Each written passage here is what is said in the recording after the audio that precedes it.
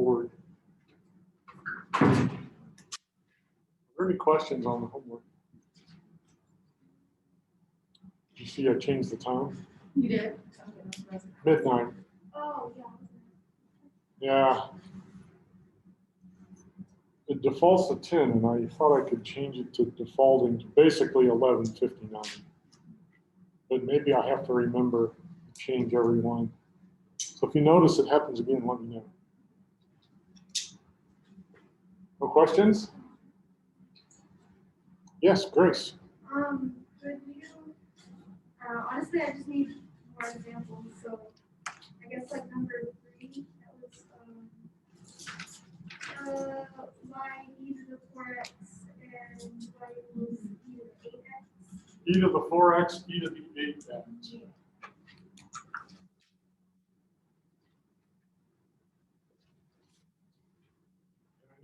I need a little bit more.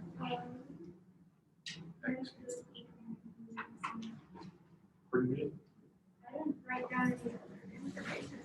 Should be x equals 1. X equals 1. Yeah.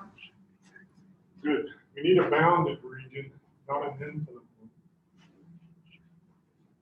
So these are both exponential growths, right? 8's bigger than 4. So we don't have to be super accurate here.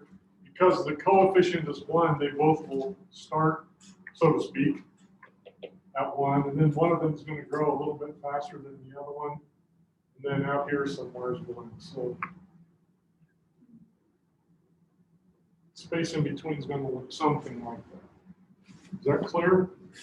So the area is the integral from where to where? From 0 to 1. Is this in your way? Will it be? No. Okay, good. 0, 1. Which function is on the top? X to the 8th. Yeah, 8x is a faster growth than 4. That's the integral.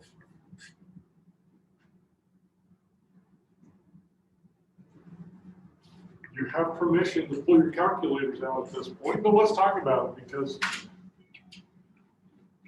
the antiderivatives, I think, I was going to say obvious, and I don't want to hurt anybody's feelings. So let's say if it's not that, our hope is to get it there. Okay? So the antiderivative e to the 8x, that's a composition. Man, if I had an 8 out in front of it, that'd be great, right? I could let u be 8x and du is 8, wipe that 8 out. So I don't have one. So what I'm going to get, I have to kind of pay the price. I have 1/8 e to the 8x, and then the same thing happens for the 4x. And we go from 0 to 1. You can probably do this one faster than you can pull your calculator out and type it all in. Grace, is this step okay for you? Those antiderivatives? Yeah. Yeah. Sometimes students will, they really know better, but maybe they're just not being careful. They'll put an 8 and not a 1/8. That is, they're finding the derivative, not the antiderivative. All right, so then we'll plug in 1 and we get weird e to the 8 minus 1/4 e to the 4. And then when we plug in 0, we get actually 1 in both places because we're subtracting the goal. So I don't know how you want to write this. We could write it as 1/4 e to the 4. Actually, let's take the full 8 out. E to the 4 minus 2. It doesn't really matter how you, I mean, the computer's flexible enough, you don't have to simplify it. Scott. In the parentheses where you got 1 minus 0, Yeah. wouldn't So it? what did I do there? Well, wouldn't it be 1/8 minus 1/4? Because the e to the 0 is 1 times Oh, 1/4. that's an even better question. Totally. Thank you so much. Yeah. Even if I would have been right, the things I said, I made a dumb mistake. I got ahead of myself. 1 minus 1. And I wrote 0. So, is that a quarter? No, an eighth?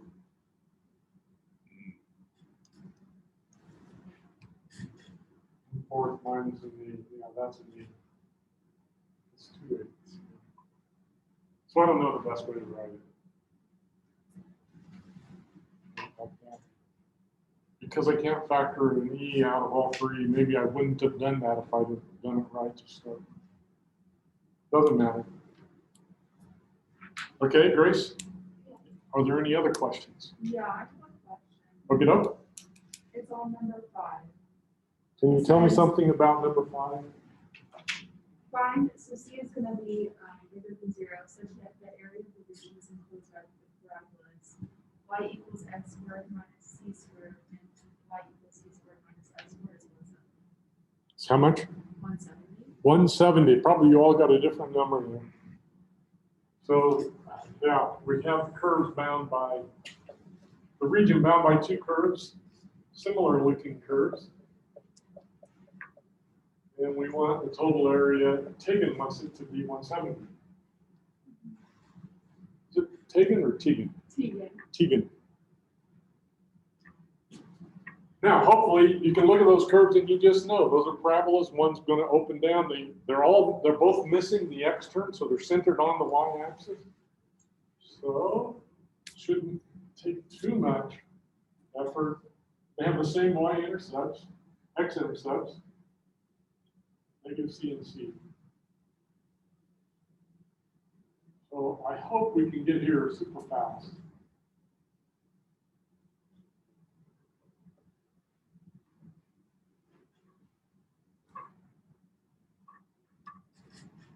So for Tegan's problem, we know the area, 170, and we know how to get the area. It's the integral from negative C to C over the whole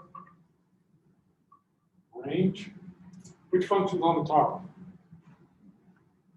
It'd be c squared minus x C squared. squared minus x squared, yeah, the one that we bumped up. And obviously the other one is on the bottom.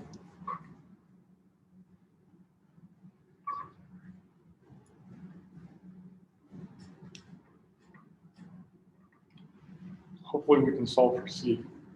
Let me say a few things about this because there's one concept here that would really be helpful. We can recognize it here. Maybe you guys are all ahead of me. Whenever we have this feature, we're going to take advantage of it. And that is, these curves are symmetric across the y-axis. So if I can find the area over here, what can I do to get the whole area? Yeah, just double it, okay? So, and, you know, why do we do that? Well, we love having 0 as a limit. Okay, so that's what we're going to do. We're going to use symmetry. And ignore those negative numbers. And notice on the inside, some other nice stuff happens. Here I get minus minus plus, so I actually get 2 c squareds. And then the same thing happens in the negative direction with the x's. Negative 2x squared. I could even take that 2 out. Let's do it.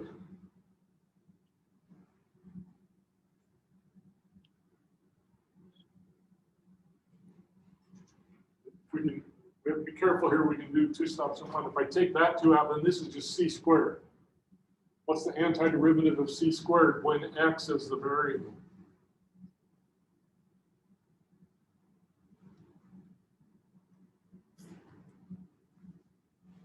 Scott? So you just want x? Sorry, c.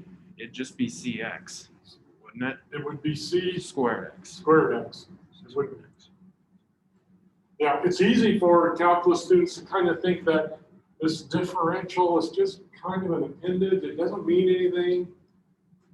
In fact, I've been grading AP exams for, I don't know, 11 or 12 years, and they've made special rules for how to read work that students do where they leave the differential on, because it's common.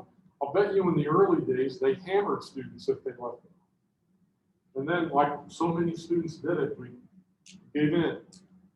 Okay, and you know there are rules for how to deal with it. But here it comes in really handy because it tells me the variable. That is, if if I had this problem, actually the 2's are gone.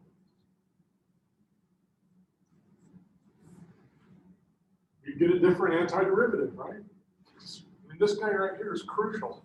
Tells me the variable. So then I get 1/3 x cubed. X is the variable. We're going to go from 0 to c. And follow the equal signs, and remember it's all still equal to 170.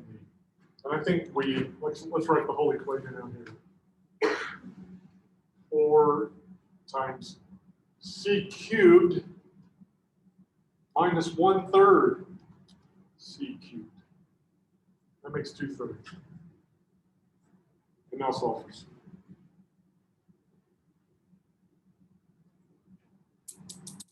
In the end, you get the cube root. I wonder if 170 is the magic number that gets us a perfect cube. Doesn't matter. We can handle it either way. Pardon? Oh, I think the one that I have was like 3/4. It was just that double. Yeah. Okay, Tegan? Anything else? All right. Let's learn some new stuff.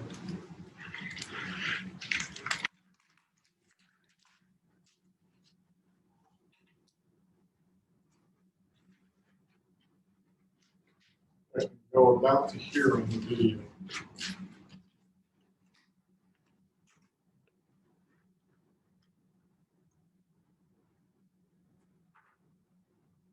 All right, so previously we learned that we can use integrals to calculate areas. And we might say arbitrary areas. And they don't have to be rectangles or circles. That is, we have a process for finding any sorts of areas. And then we learned the first day of class, Wednesday, about that we could also use integration to find average value. And so we're moving on. The next thing we're going to talk about are volumes.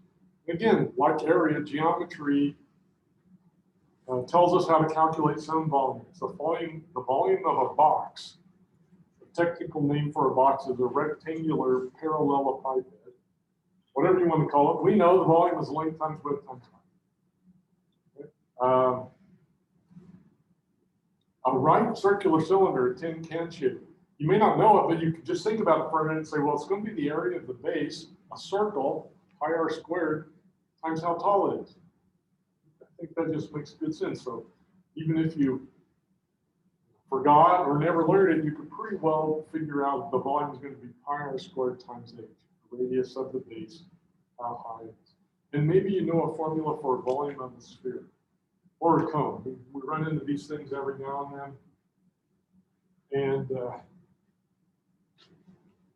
you may have wondered, if you know the formula for a volume of the sphere, you may have wondered, like, why is that the formula? Well, if you're wondering, just be patient. And before too long, we'll show you why it is what it is. But in general, like areas, volumes, you know, we run out of solids whose volume we can find by geometry pretty quickly. In fact, I may have just listed all of them. And so we want to, like, can we calculate sort of arbitrary volumes? Describe a volume. How can I describe a solid? Is there some way I can find out how to calculate its volume? And it turns out there is. And therefore, we have some information in our book. In the end, we're going to learn really 3 different methods. One of them is a special case of another one. So really 2 methods, and then one, we'll think of it in a couple of different ways. So the good news is with multiple methods, maybe we can calculate all sorts of volumes. The bad news is, when you know how to do something more than one way, then you have to spend some time like, oh, how should I do it? Should I do it the first way or should I do it the second way? If there's only one way to do it, then you don't ever think about it, right? You just do it, and hopefully you can solve it. So a little bit of upfront work we'll have to do, but hopefully we can quickly figure out how these techniques work and decide, you know, when might be a good reason to use one or the other. And a lot of the problems we can actually use all 3 of them. And then we might want to write the integrals out and decide which one we want to go for. The first one has this subtitle. Maybe I should put a colon there. I'm gonna calculate the volume by focusing on the cross sections. Okay? This is the one that we'll talk sort of generally about it. We'll do some examples. And then on Wednesday, we'll take a look at a special case of it. And then on Friday, we'll probably be ready to cover the other completely different technique. Okay? So that's what we'll do. Start here with the process. So I have a solid. I want to figure out what the volume is. For my 9 o'clock class, I brought my coffee mug and I could kind of hold it up and we could look at it. I didn't do that here. This one's kind of a boring shape. Let's imagine this arm right here of this projector. Sorry, David, it's just a arm of a projector. It's almost a rectangular parallelepiped, but not quite. It's got some rounded corners and it looks like it kind of swells out in the middle.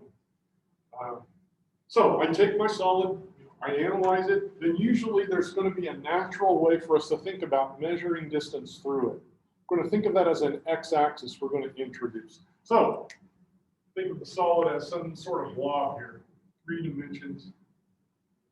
And there's a natural way, usually I can think about introducing an axis, call it an x-axis.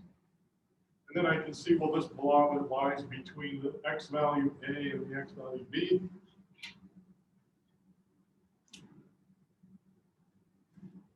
And for me to utilize this technique to find the volume of this blob, what I'm going to need to know is that every x value for the axis that I've introduced, I need to know the cross-sectional area. I don't know what it looks like. So imagine that cross-section is the 3rd dimension. So this slice is kind of coming out of the board towards us. And what I need to know is A of x, which is the area of the cross-section.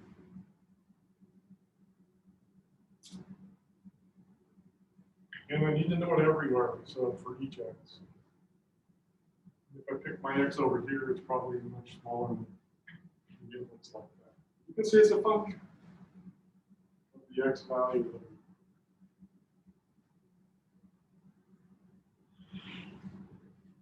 So that's the setup.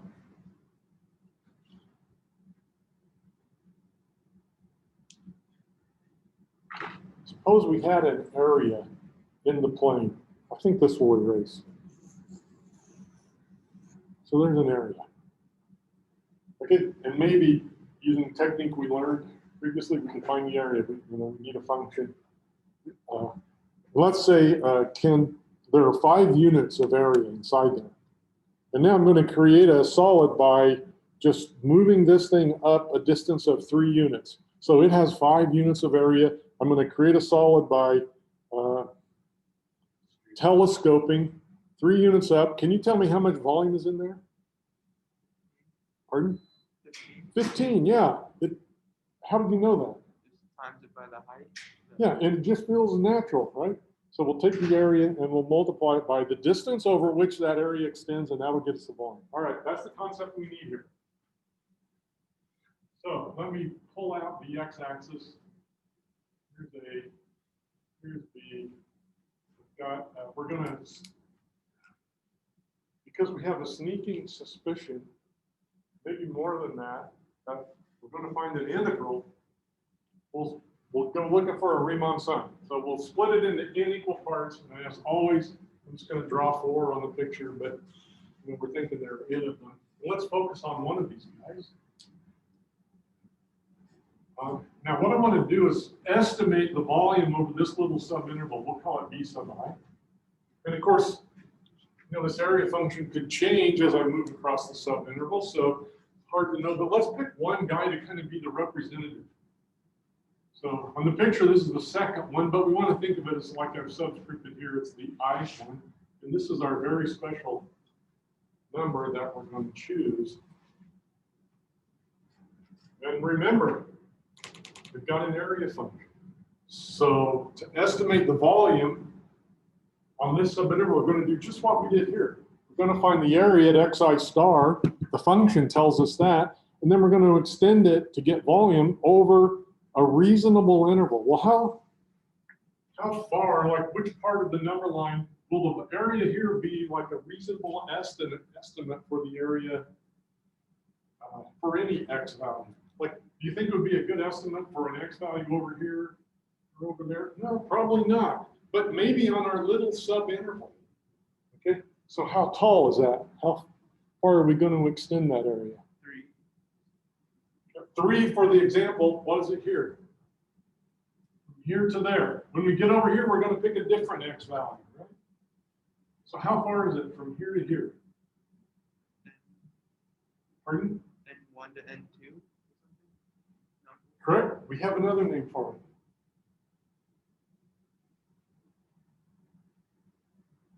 It starts with D. Distance. It is a distance. What do we call it? From here to here, or from here to here, or from here to here. How far is that?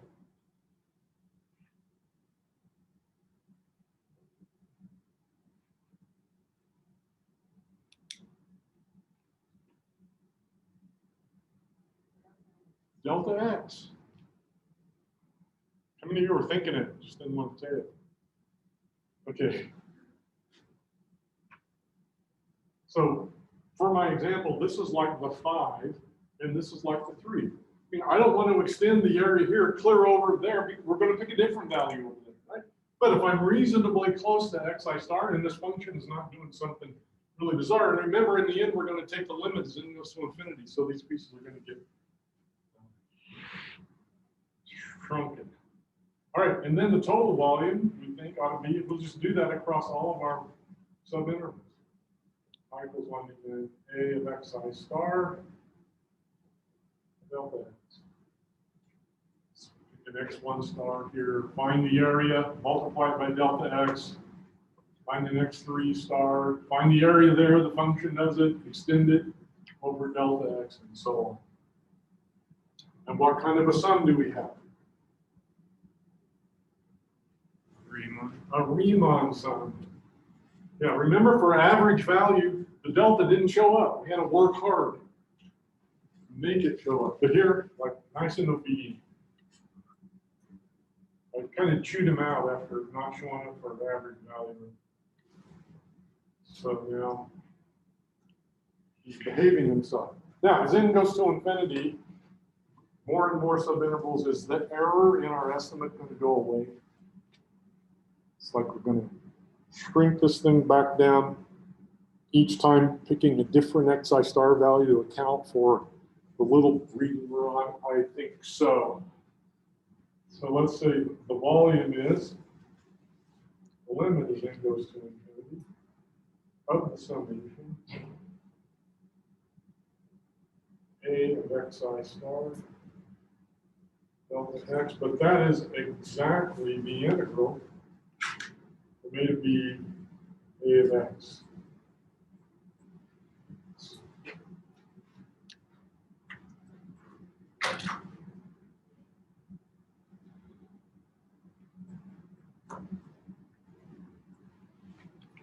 So in the end, we get this super easy result. We just integrate the area function, which means almost all the work, especially if we commit to using our calculators, all the work's finding the area.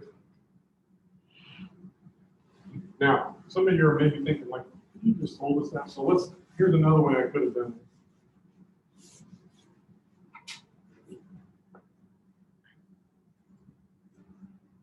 Find the area function and then integrate it. That'll get you the volume.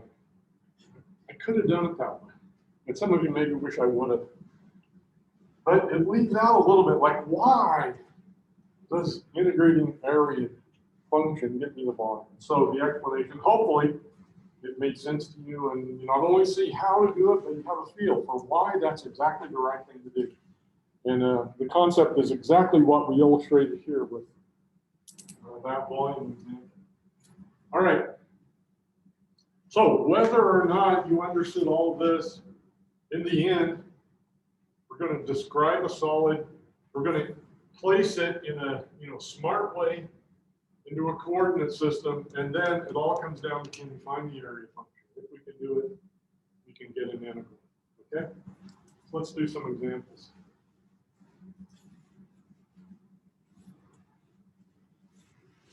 There are some really fun problems in this technique. I guess of the three techniques, it's probably my favorite one because it's so flexible. Like the cross sections, they can be anything: rectangles, triangles, circles, ellipses, ovals.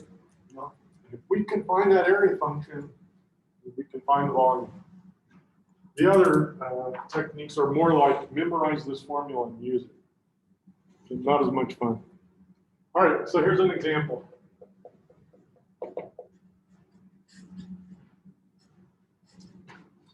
I took a picture of one. I was going to bring it, and I forgot to bring it. So let me make one up. Base of a solid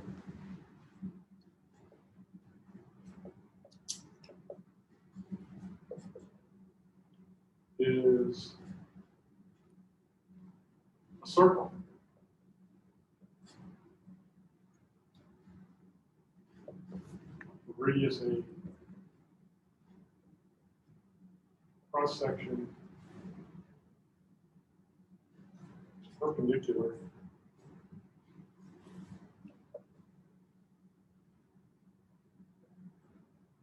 to a diameter of that circle.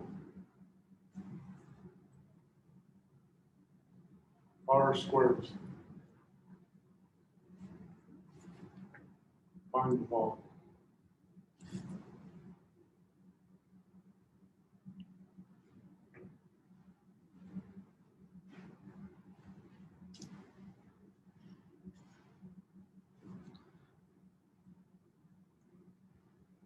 So I don't know if you can imagine what such a solid would look like. Let me draw a not very good picture. So I'm drawing all my squares in here.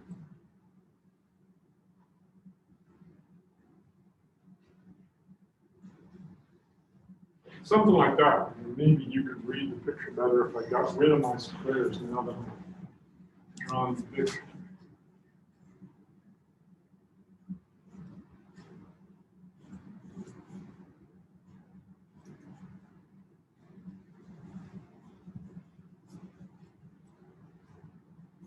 This line is invisible to us. It's kind of like a hat with like two ridges running from, and then they come down and they meet in front. It would fit your head if you had a perfectly round head. Okay? Find the volume. So, another thing I like about this technique is the solid is described independently of a coordinate system. So we have to decide, how do I want to measure? How do I orient it so I can actually get some information? So we're going to run in circles a lot this whole semester. And if we have control over it, and we do here, we're going to place the center at the origin. Something like that. And maybe you know the equation of the circle centered at the origin of radius A is that equation. Pythagorean's theorem guarantees that. All right, now I talked about a diameter, and I can decide how I want to orient it. There are two kind of obvious ways to do it. I'm going to pick the diameter along the x-axis. So that's this diameter referred to. The two obvious ones are the one on the x or the one on the y. You can pick any one, but those would be the easiest for us to work with. And so what I need is for any old x value, I need to know the cross section. Well, what shape is the cross section? It's a square. So that line right there is the base, one side of the square. Then we're gonna take that guy out and just form a square. All right, the way I like to do these is I start sort of naive. I say, well, square, I know the formula for square. It's s squared. And then I need to figure out how s relates to our particular solid.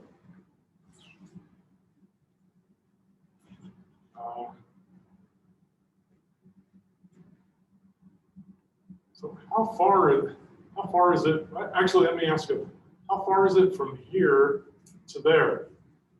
That is, what's the y coordinate of this point right here? The x coordinate is x. And if I solve this for y, we get the y coordinate, we'll pick the positive square root because we're looking at the first quadrant. So the square root of a squared minus x squared.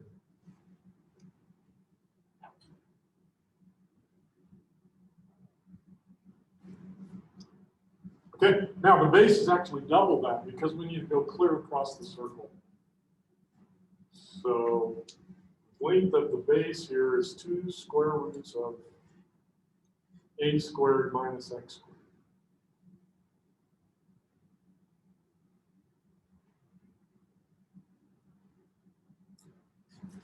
And so to get the area of the square, we square the length of one side of it.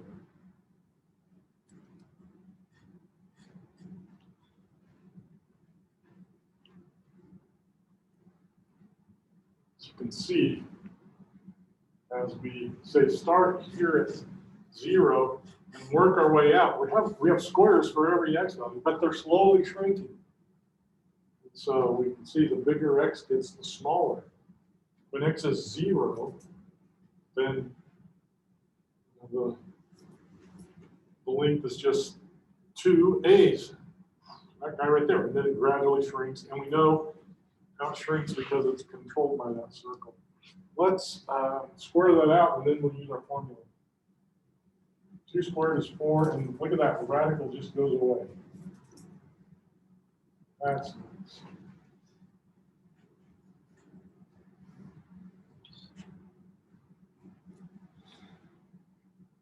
Once again, we can use symmetry.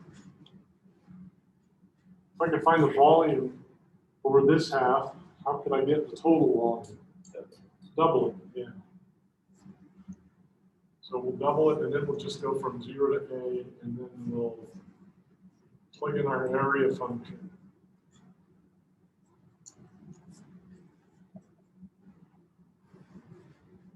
This was so simple, we'll just crank it out real fast. We'll have a little formula.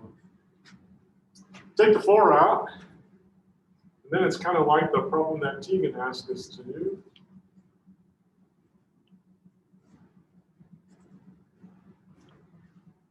It's going to be 2/3 a cubed. So 16/3 a cubed. We love having cubed units because we're calculating volume, a three-dimensional quantity. Any questions?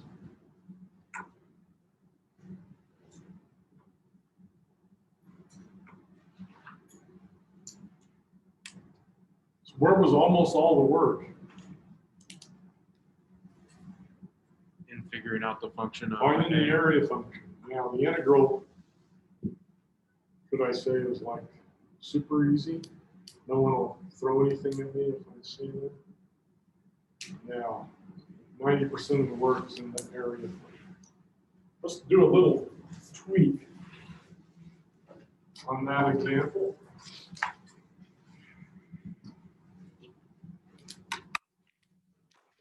Repeat, except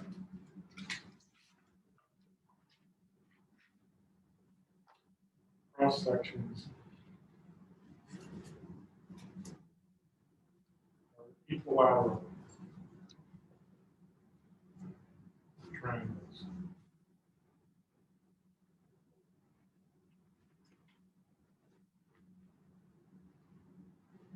This is an easier picture to draw. Just have one ridge.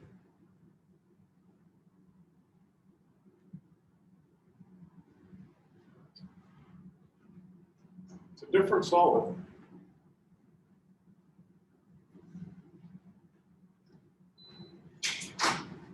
Well, guess what? We need the area function.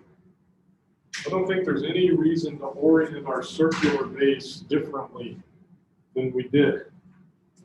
So we'll use this picture. It's just when it comes time to find the area function, this is not the right one. Have to modify it.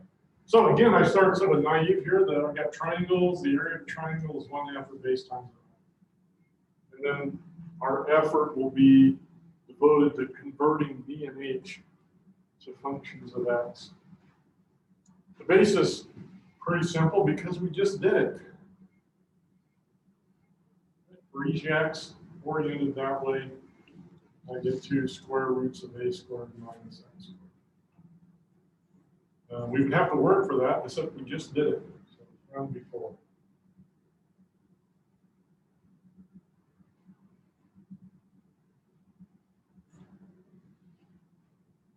So for my X, I have an equilateral triangle. I know the distance across here is 2 square roots of A squared minus X squared.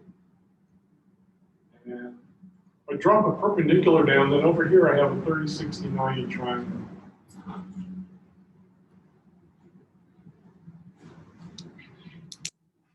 Because we started with an equilateral one.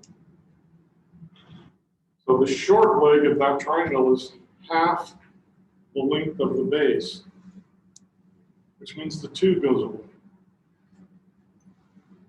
I'll write it right up here. Sorry, it's going to be small. That's the short leg. And we know in a 30, 60, 90 triangle, if we know the length of the short leg, how do we find the length of the long leg? We multiply by, I said we know, so don't make me a liar. By the, somebody take a wild guess. I can tell somebody's thinking it. I'll be super nice to you. Like if it's wrong, there's no shame. Sorry, can you repeat the question? Yeah. If I know how long the short leg of a 30, 60, 90 triangle, then the long leg is something times the short leg. What's the something?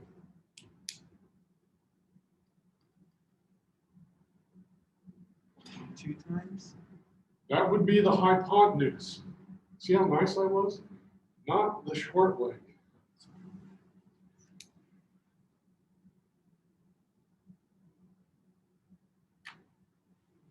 You're not going to make me tell you, are you? Grace. You don't know. Rebecca.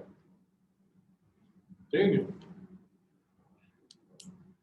Jesse.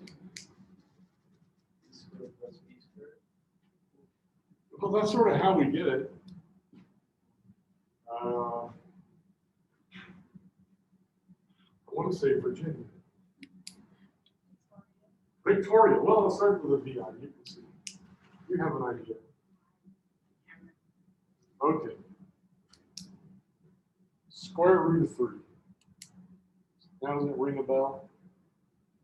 30, 60, 90 triangle. Did you see this configuration in trig class a few times? No? So why is it true? Well, quickly apply Pythagorean theorem to that. 1 squared. What's 1 squared? 1. What's the square root of 3 squared? 3. Yeah. Nobody really wants to answer my questions now. 1.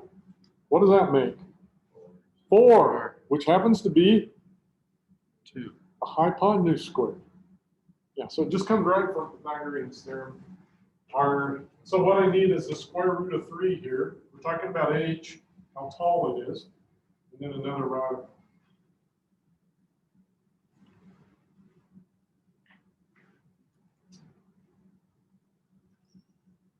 And again, notice those radicals bump together and cancel out. So the volume will be the integral. If we use symmetry, put a 2 out front, then we'll go from 0 to A. Here, here. Notice these two cancel out. This 2 is for symmetry. These are on our area formula. They cancel out, but the square root of 3 survives. And then A squared minus X.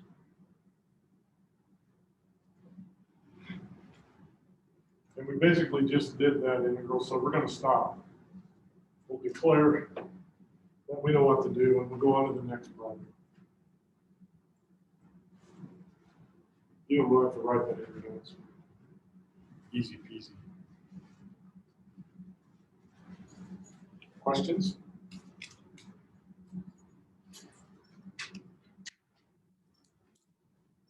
All right, let's do a totally different example. I think you have one on your homework similar to this one. Maybe you have something similar to that, I hope.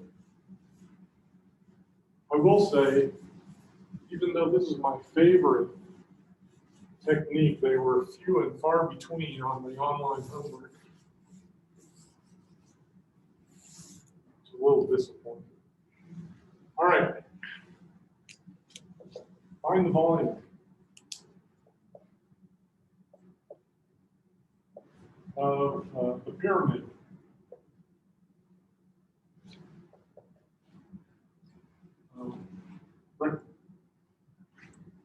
Of height,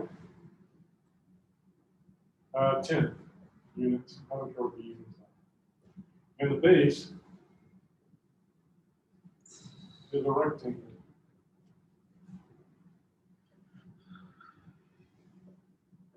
Uh, 2 by 7. Same units. Some of you were in, most of you were in my class last fall, and I promised I would never try to trick you with units, right? And that still holds true. That's the job of your physics professor, not me.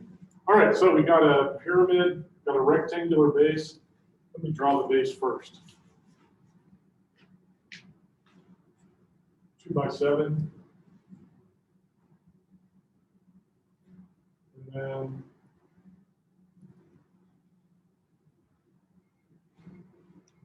uh, 10 units tall. Okay. Right.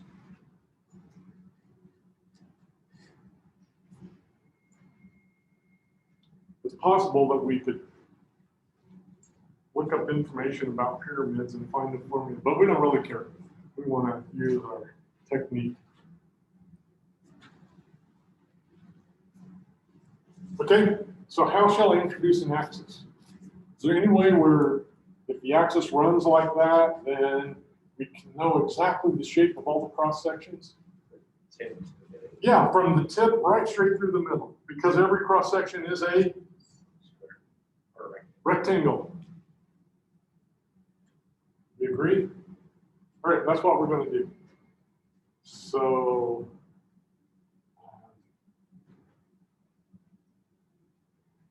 we're going to say x equals 0 there, and we're going to measure positive going there. It can be flexible. You can call it y if you wanted to. If you felt better about it, since it's vertical.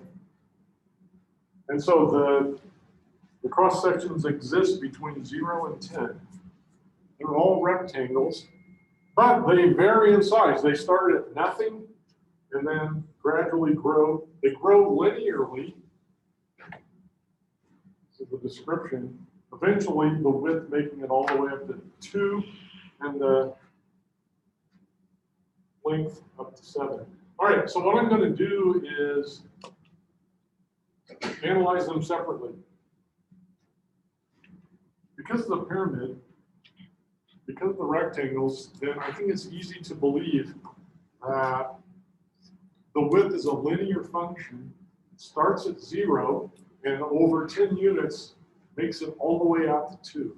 Right? I can draw a graph of that function. This is not that graph. This is a graph to help me figure out what the width is. So we're going to go from 0 to 10. And when I get to 10, the width needs to be all the way up to 2. It just grows linearly on its way out. So when x equals 5, we made it up to 1, right? At 2.5, we made it up to 1/2. That sort of. And what function is that? Well, it's a linear function. We'll call it w. The intercept is 0, the y-intercept, and the slope is 1/5. So the width function is 1/5 x. That's going to take me from 0 to 2 over a span of 10 units. Would you write down there 10, 2? Yeah, that's the coordinates of that top point. And then for the length of it, we do the same thing. The length starts at 0, and by the time we get up to 10, it's made it up to 7. So that function, L, we'll call it. Again, the intercept is 0. The slope is 7/10. Because I know it's a line, because it's a pyramid, I just need to find the line that goes from 0 to 7 over a span of 10. So the area function in general is length times width, and now we know the length is 7/10 x, the width is 1/5 x, and therefore the area function is 7/50 x squared. And therefore the volume is, there is no symmetry, obviously, to take advantage of. So we'll just calculate the whole thing.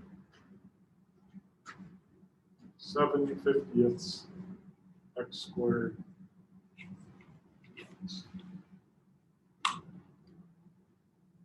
Length times width.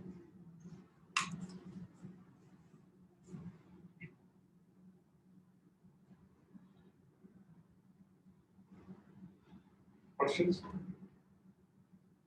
How hard is that integral to evaluate? Trivial. We're not going to mess with it. Do it in your head if we have to, but don't. Any questions? It's another thing you can do to check this answer. Like when x gets up to 10, how much area do you need at the bottom? How much area is in there? 14. 14. Let's make sure our function works.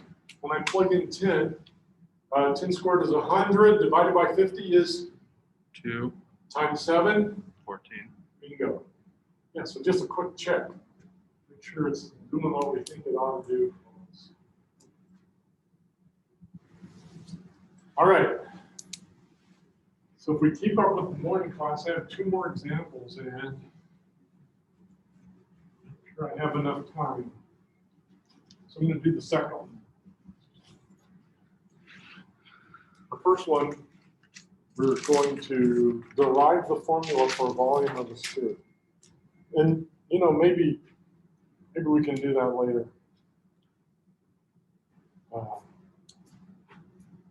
In a sense, it's sort of redundant in that you could look up the formula.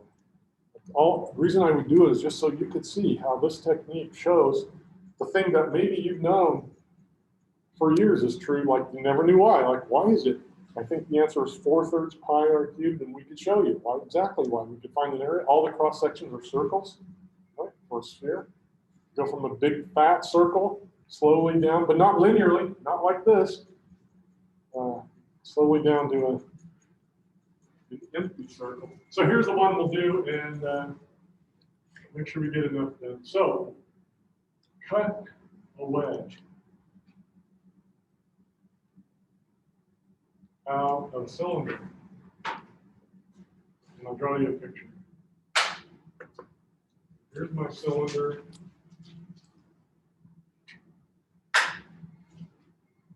And we're going to slice a plane through it on a tilted plane. We're going to slice through it, and it's going to cut through, and somewhere it's going to pass through a radius of the circle. So let's say that happens on this circle right here.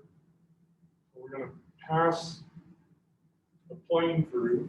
So this surface right here is a plane of elevation angle. theta, constant. We'll solve it in terms of theta. And here's the wedge.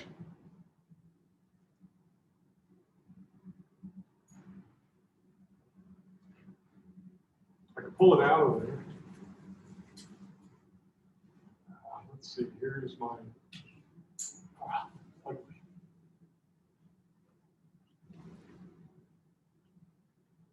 That's all. There are two ways to do it. And this problem is not implemented in the online homework. I'm going to ask that you make it part of the homework. I'm going to also ask that you work with a friend. And I'm going to show you two ways to do it. I have 8 seconds to do it. You'll give me 30 more seconds. And one of you do it one way and one the other, and you should get the same answer because we're talking about one solid. Okay? So I can integrate along this line across the circle. And for every, call it x, every x value along there, what I get, the cross section is a triangle. See how that works? In triangles, we know the area for. Length times width. You could use symmetry because the back half of that circle is going to have the same volume as the front half. So use symmetry. The other way to do it, so the first method is you get triangles and you're integrating along the diameter of the circular base. Second way, you're going to integrate along the radius. Let me draw it in red. Along that radius. And for each value, x value or y value, between 0 and the radius, let's say the radius of the cylinder A, like it has been all period long. Now what shape do I get?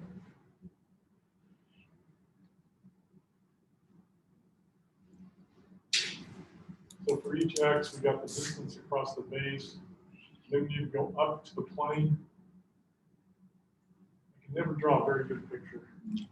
They're actually rectangles. Yeah, you can see it in your head. That's not by looking at it. So both of them are examples you did today in a different context. And that's where you start. On the first one, the area function is 1/2 BH, and then figure out how to write B and H in terms of the relevant information.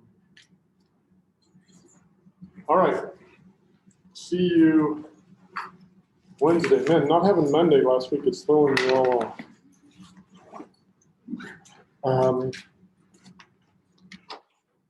I think I told you on our XYZ site that I have days where I think I'm going to be gone. They have a question mark. So I haven't eliminated the question mark, but I'm about 98% sure I am going to be gone. I'm going to wait another day or two just to make sure nothing unusual happens.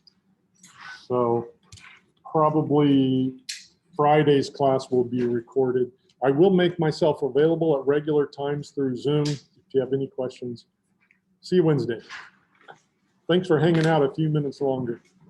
I won't charge you for the extra time.